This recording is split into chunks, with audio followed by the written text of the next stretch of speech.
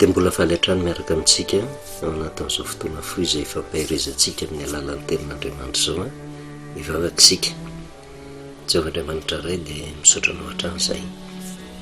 satria Andriamanitra fitiavana tokoa ianao ka tsy mahajery ny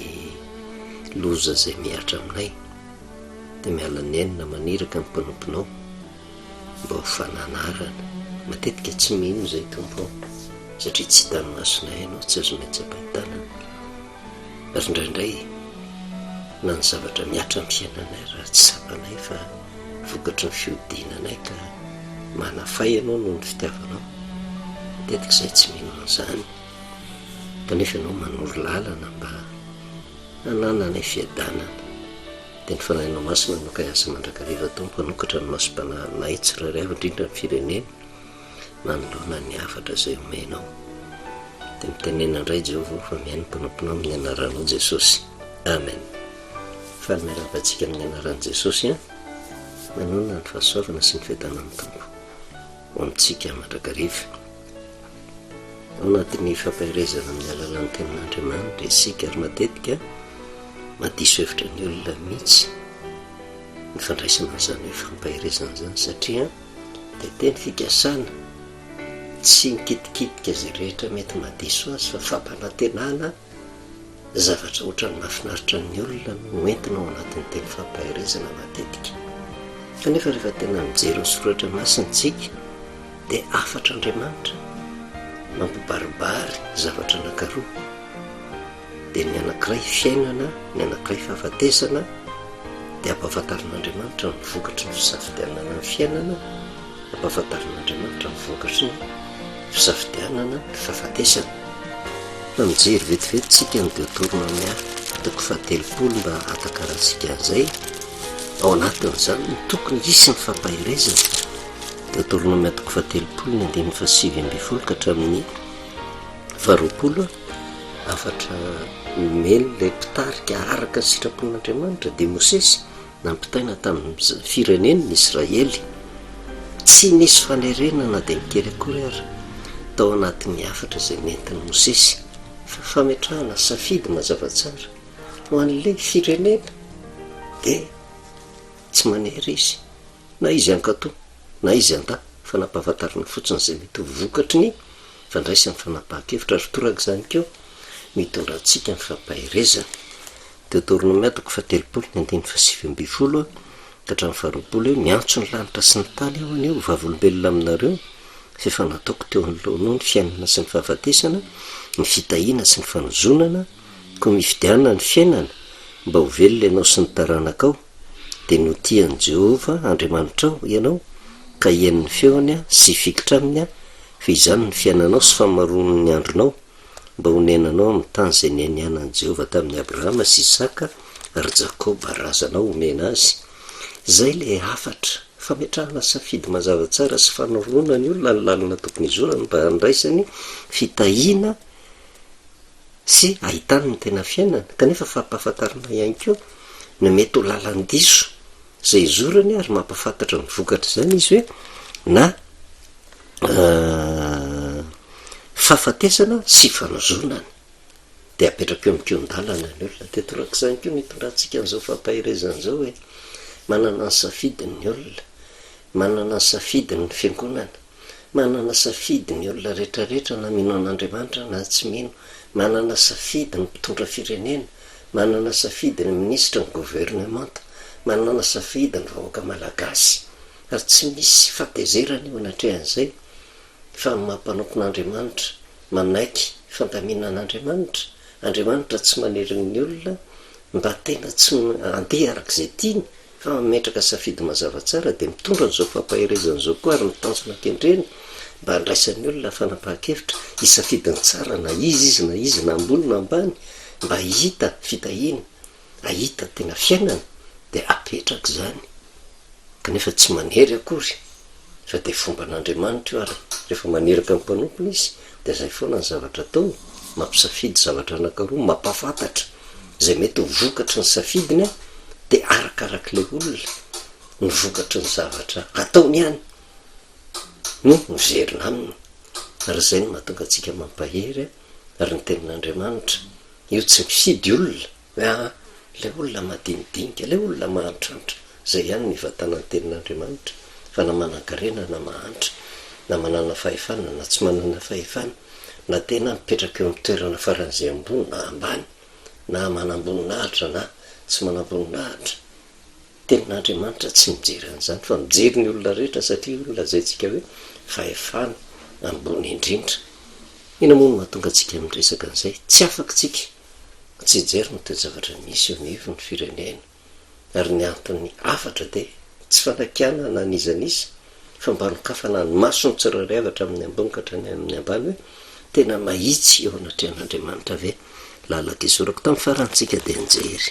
an'andriamanitra avokoa ny tany rehetra kanefa na de tsy mino an'andriamanitra ny olona de andriamanitra tsy refesy mandidy de afaka mihitsy izy mitondra ny afatra na de ho an'ny olona mieritreritra fa tsy mino azy araka anjaran'le olona ary na mino izy na tsy mino satria zay ny zavatra hitantsika misy tena mino an'andriamanitra misy manevateva mihitsy tsy misy zany andriamanitra any misy milaza hoe zany jesosy zany devoly misy milaza hoe raza-bazaza ny andriamanitra zany tsy olona zany misy mandala ny fomban-drazany samy manany fa io tsy mahasakana le andriamanitra tokana na ary an'ity zao tontolo zao ty izy no mifeny tany rehetra ka na mino ny olona na tsy mino zay ny famarina ny soratra masina de ny afatra zay nampitaina hitantsika tamin'ny farany Jeremia toko fa 7:20 satria mitanjona ankendren'andriamanitra atao anatin'izay de mba ahitamin'ny olona fiadanana na io mino azy na io tsy mino azy fa raha manokatra ny sofiny fotsiny ka miainy ny feon'andriamanitra de misy torolalana apetraka andriamanitra satria nitanjona ankendreny ohatran'ny hafahafa tao Babilôna retolo reto iverenantsika jerevana kely vetivety fotsiny a Jeremia toko fa 7:20 ny andiny faharoa somary tohizantsika kely mba afantarantsika ny sirampon'andriamanitra zao no lazainy Jehova tamiko manaova famatorana sy ziogy ianao a ka ataovy ambozonao a raha-panatero any ampanjakan'ny Edoma sy any ampanjakan'ny Moaba sy any ampanjakan'ny Taranaka Amona sy any ampanjakan'ny Tiro ary any ampanjakan'ny Sidona izany mentiny eraka zay makany Jerosalema ho aty amin'ny Zedekia koa mpanjakan'ny Joda zany hoe nambara tao daholy na nijaintilisy firene-kafa ary miaraka am'le taranaka voafidy zay a manana Jehova ho andriamaniny mitovy nefa ny afatra zay nampitainy asaovy lazainy amin'ny tompony avo hoe zao no lazainy Jehova tompony maro andriamanitra ny Israely zao no lazainareo amin'ny tomponareo zaho no nanao ny tany sy ny olona ary ny biby zay eo aminy a tamin'ny heroko lehibe sy tamin'ny sandroko nahinjitra ary efa nomeko an'izay sitraky ny foko ny tany ary ankehitriny zao de efa nanolotra ireto tany rehetra reto de eo ny tanan'ny Nebokadnezara mpanjakan'ny Babilôna mpanompoka eny fa na de mibibidia azy de efa nomeko anompo azy zany hoe reo rehetra rehetra reo de andriamanitra mihitsy no milaza hoe zangena nahary ny tany sy ny olona nametraka azy amin'ny toerana misy azy arak'izay nitiavany azy ary reo no ametrahana afatra na amino an'andriamanitra na tsy de reo rehetra rehetra reo nefa nataoko teo ambany ziogany Nebokadnezara zany hoe teo ambany fahefan'ny Babilôna zany hoe misy firenena dehibe zay a mangeja an'ireo rehetra rehetra reo de ny andiny fahavalo ny andiny fafito sy fahavalo ary ny firenena rehetra ozy de anompy azy sy ny zanany ary ny zafiny mbara-patonga ny fotoana hamalina ny tanin'izy io kosa ka hampanompo ny firenena maro sy ny mpanjaka lehibe izy voafetra fangejany ny Babilôna n'ireo rehetra rehetra reo fa mandrapalo de babo fa misy fotoana voatenin'andriamanitra hamaliny ary tsy refesy mandidy andriamanitra io nefa ny andiny fahavalo de jereo hoe zay firenena na fanjakana tsy mety manompo an'ny Nebokadnezara mpanjakan'ny Babilôna ozy ary tsy mety mampiditra ny vozony eo amin'ny ziogany mpanjakan'ny Babilôna de voaliko amin'ny zavatra sy ny mosary ary ny arety mandringana zany firenena zany ho Jehova mivatra-pandringako azy a amin'ny tanany tsy tonga ho azy zany zavatra zany kanefa tsy azontsika hoentina hifaliana hoe de andao hiforotra mandrakariva eo ambaniny firenena dehibe fa misy antony manokana io fa zay tiana asongadiny eo fotsiny de zao hoe teo ambany fahefany Babilôna reo rehetra rehetra reo na ny firenena matahotra an'Andriamanitra na ny firenena jentilisa ary fomba nanehoan'Andriamanitra fa manana fahefana rehetra rehetra izy eo anatrehan'izany rehetra rehetra zany. Inona ny zavatra hitantsika tamin'ny farany nisy ny olombotendron'Andriamanitra tendreny hitarika ny zanak'Israely Jehova no mpanjaka zay hitantsika tsy hiverenantsika taty aoriana nefa mianatra ny fanao jentilisa indray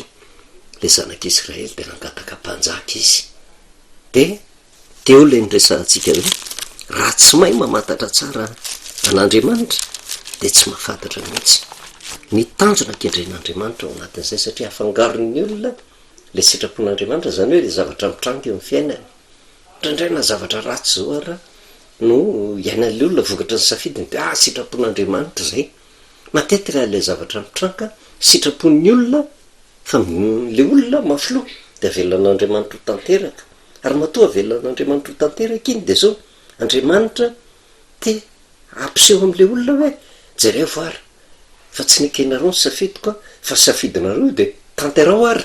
de ho hitanareo ny vokany ohatran'izany tantara anankiray ny am'le zanak'Adaly any am'le Lioka 5:10 misy tongatsika lesona kely zay le rain'le zanak'Adaly de tandindon'Andriamanitra kanefa nanana zanaka roa lahy izy Lioka 5:10 ny 9:12 vakitsika tsara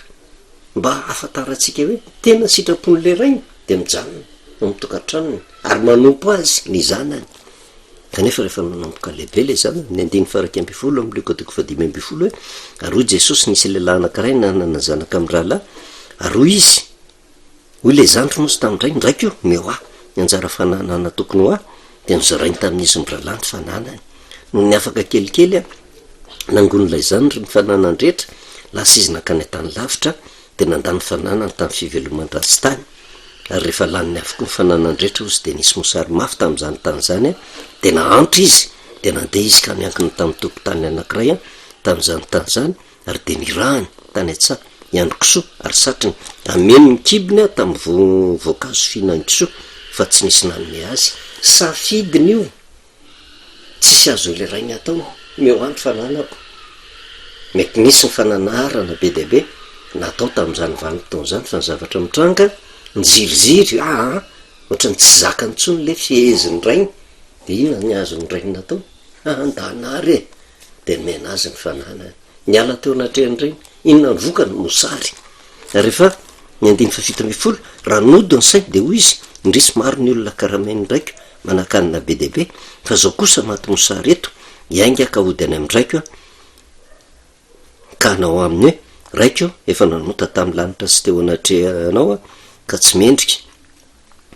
atao hoe zanaka intsony fa ataovy tahakany anankiray amin'ny olona karamainao de ny ainga izy ny veriny tsapany fa le fandraisany fanapahan-kevitra araka ny safidiny mosary ny andry azy voankazo fihinan-kisoa no nohaniny ary teo izy vo tonga saina hoe maro ny olona karamainy ndraiky manakanina be deabe fa zao kosa maty mosary eto safidiny io azo ny rainy nataonky ny terena tsy afaka nandeha izy fa rehefa be doiky de navelan'ny rainy andeha ary zay le fandehanan'zay mba hitany hoe aizao ny vokatra nyfandraisana fanapahan-kevitra de io na tonga atsika andresaka tare amin'le Samuel rehefa ny safidy le zanak'Israely na de sitrapon'Andriamanitra ary ny ananan'izy ireo mpanjaka ekeo ihany ny tenin'ny olona ozy ny lazainy Jehova mantsy Samuel ekeo ihany fa tsy ianao ny laviny am'izany fa zany laviny tsy anjaka aminy kanefa nampieritreritra le tenin'i Jehova Samuel voalohany 5:9 de ny andininy fa 7 ary ankehitriny no ihany ny teniny ozy kanefa lazao hoany ny marimarina ka se hoy azy ny hofanaon'ny mpanjaka zay anjaka aminy tantara misy zany mba amantaratsika ny toezavatra misy manerina an'izao tontolo zao mpanjaka ny fandimy rehetrarehetra ny olona mena fahefana anam-piantohana ozy sika tena milamina be nankasitrahan'ny olona tohatra ny volamena tohatra ny navita zavatra fa rehefa mandeha tsy kelikely tanteraka foana kely efa aminaniny Jehova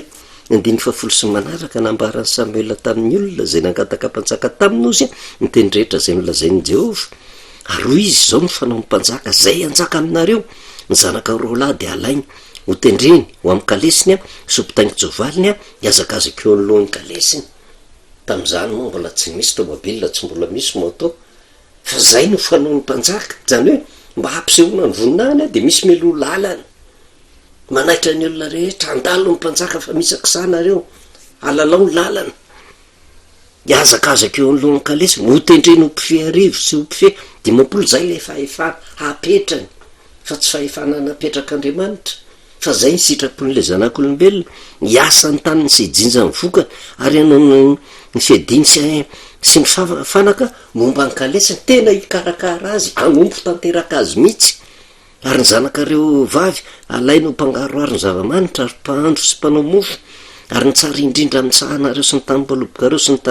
tanin'olivanareo de alainy ka omeno amin'ny mpanompony ary ny ampafolo ny voan-javatrareo sy ny tany-balobokareo de alainy ka omeny ao ny tandapany sy ny tandonany ary ny ankizy lahanareo sy ny ankizy vavinareo sy ny zatovinareo tsara indrindra ary ny borikinareo de alainy ka ampanaoviny ny asany ary alainy keo ny ampafolo ny ondry amanosinareo ary ny tenanareo ho tonga mpanompony ary hitaraina am'izany andro zany ianareo no ny mpanjakanareo zay ny fidinareo ho anareo fa Jehova tsy amalainareo izy am'izany andro zany kanefa tsy nety ny ainy ny teny Jehova ny teny Samuela ny olona ozy fa ho izy tsia faoka ihany izy mpanjaka anjaka aminay safidin'le olona mba ho tahaka ny firenena rehetra koa izay ka ny mpanjakanay ny tsaranay sy voaka alohanay sy hitarika ny adinay ary reny Samuela ny teny rehetra nolazain'ny olona izy ka de nolazainy teo anatrehan'i Jehova famantarany io fa tena mizaha toetritsika manerina an'ity zao tontolo zao raha tsy mariny io ary io no nahatonga atsika nyresaka hoe mbola azo atonga ire olona no mivavaka mba tsy tafalatsaka ny fitaka tahaka an'izany ny mpitondra eto Madagasikara fa raha vo tsy mitandrina de tsy maintsy ifoana ny fihavarany izy mipetraka ho mpanompo satria zay ny safidin'ny olona tsy safidin'Andriamanitra ary eo no tsy afantarina sitrapon'Andriamanitra rehefa Andriamanitra no mametraka safidy ka ankatoavin'ny olona tsy ravan'ny olona mihitsy zay zavatra petrak'Andriamanitra fa rehefa ny olona mandray fanapahan-kevitra hoe zao ny tena tianay atao tsy hitan'Andriamanitra zay azo atao fa mipetraka vatorina izy de avelony ho tanteraka mba ho tsapan'ny olona ny vokatry ny safidiny de zao ny toejavatra misy ty am'ty firenena malagasy ty matoa tafapetraka ny fahefana tsy misy tafapetraka ny zao raha tsy avy amin'Andriamanitra fa tsy safidin'Andriamanitra nefa fa safidin'le vahoaka de io natonga atsika ny teny hoe raha tokony ho izy satria safiditsika le izy tokony tsisy mimonomonina tsony tokony mizaka zay mety ho vokany eo ny akamaroan'ny olona satria nahoana le safidin'Andriamanitra tsy eken'ny olona fa ny safidin'ny vahoaka nametraka fitokisana taman'olona de zao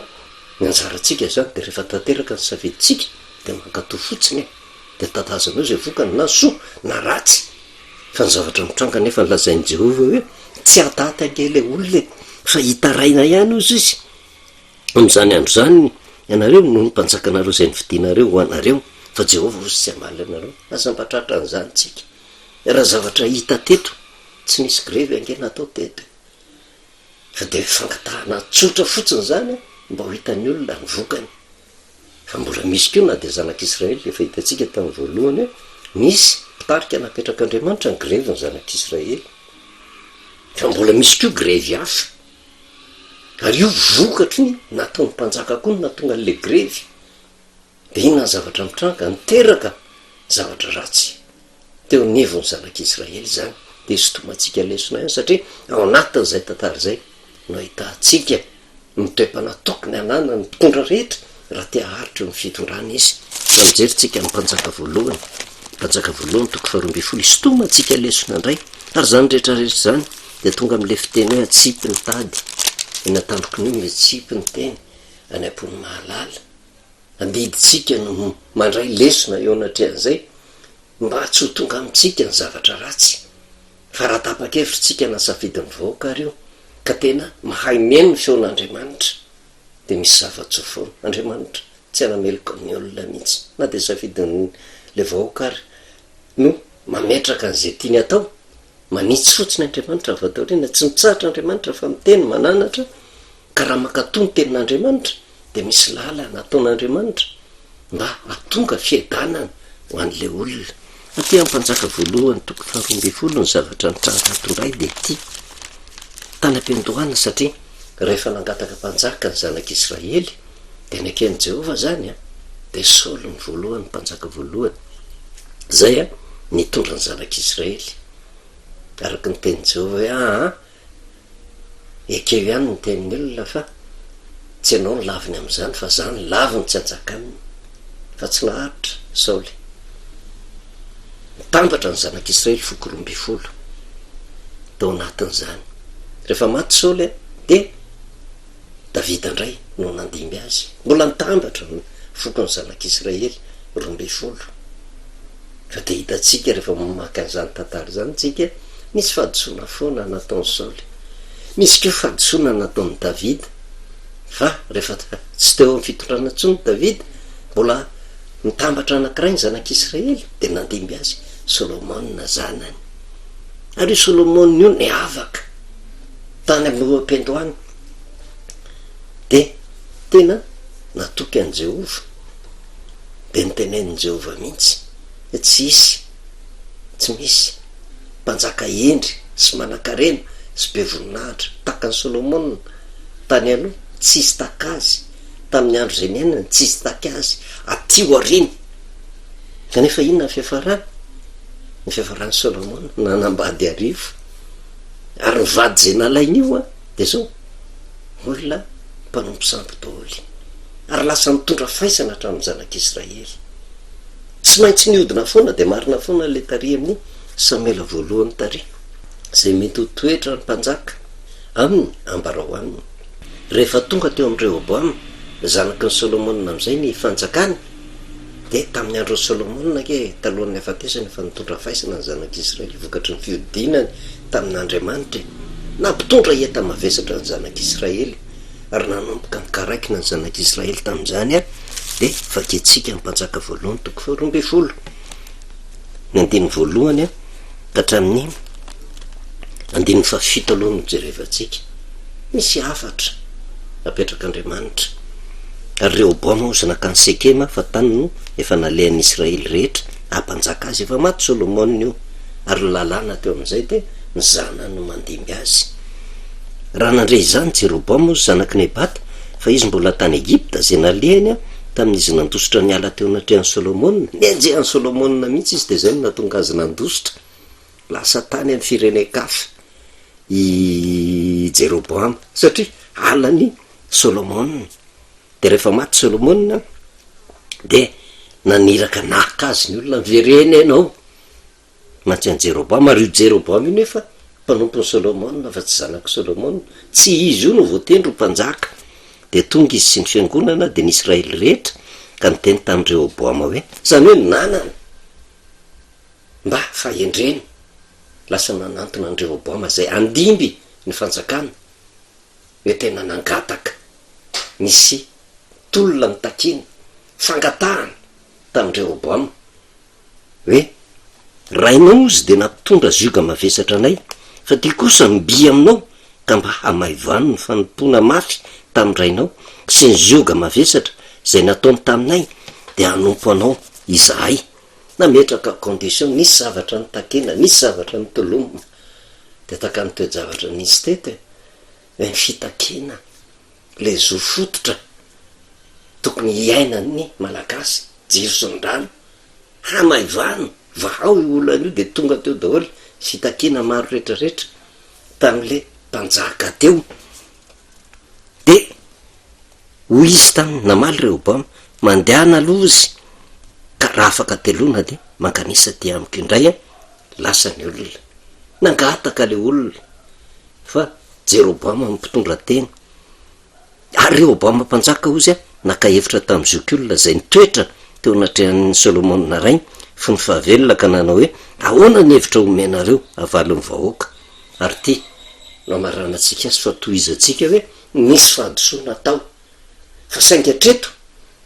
mba nanana fahendreny Rehoboam inona ny hevitra nanotaniny le antim-panahy le zoky olona le manam-pahendrena le matahotra an'andriamanitra satria tsy afaka ilaza mihitsy hoe tanora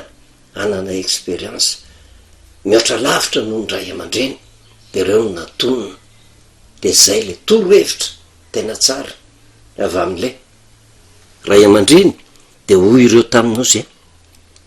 raha mety ho mpanompo ny vahoaka ianao izy ka hanompo azy sy anao teny moraniny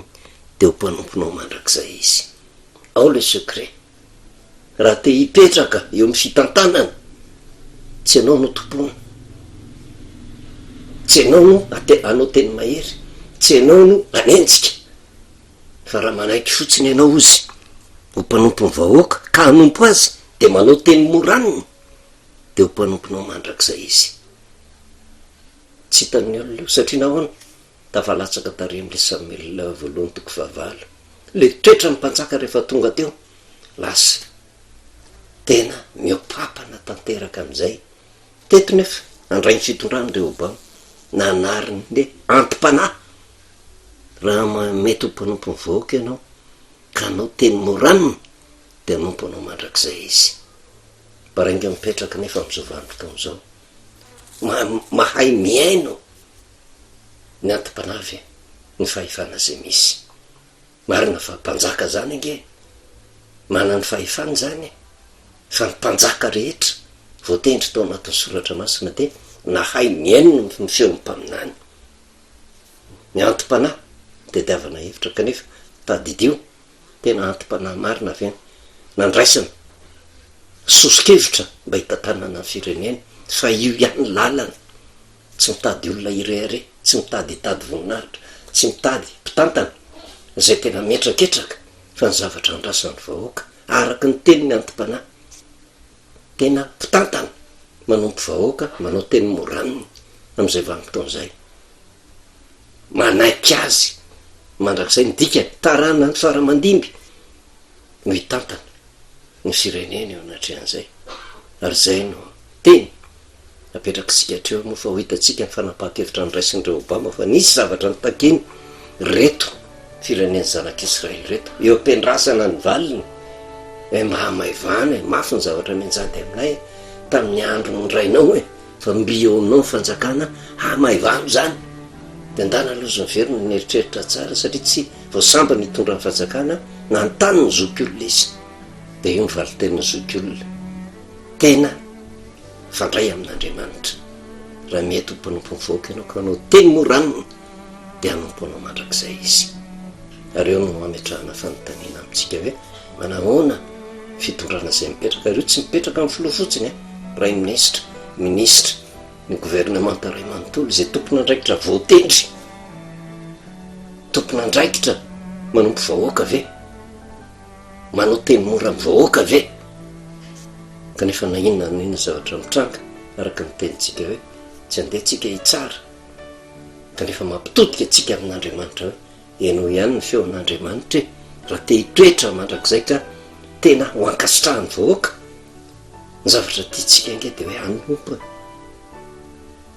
hoe tena hankasitraka ny tolomarika omeny mpitondra fanjakana ny vahoaka fa tsy tanteraka zany raha tsy tompona andraikitra manompo vahoaka de mangataka amin'Andriamanitra tsika hoe mba tena olona fahefana tompona andraikitra matahotra an'Andriamanitra ny tatana ny firenena voninahitra an'Andriamanitra reriany vavakisika misaotra anao Jehovah Andriamanitra ray ny amin'ny teninao indray zay tonga aminay teny mamperitreritra ary teny manoro lalana mba haharetany fahefana napetraka ao tamin'ny sambatanao fa nany masina no miasa mba tonga ny tsiraray avy tsy nitehitra amin'ny heriny sy ny fahefany sy ny fahaizany sy ny lala ny arena fa tompona andraikitra tena matahotra anao sy mihaino feonao mba hiadanany ty firenena ty de misaotra indrindra ray ny anaranao Jesosy amen no lemantsika amin'ny anaran'i Jesosy anao na fahasoavana sy ny fitanana tompo ho amintsika mandraka rehefa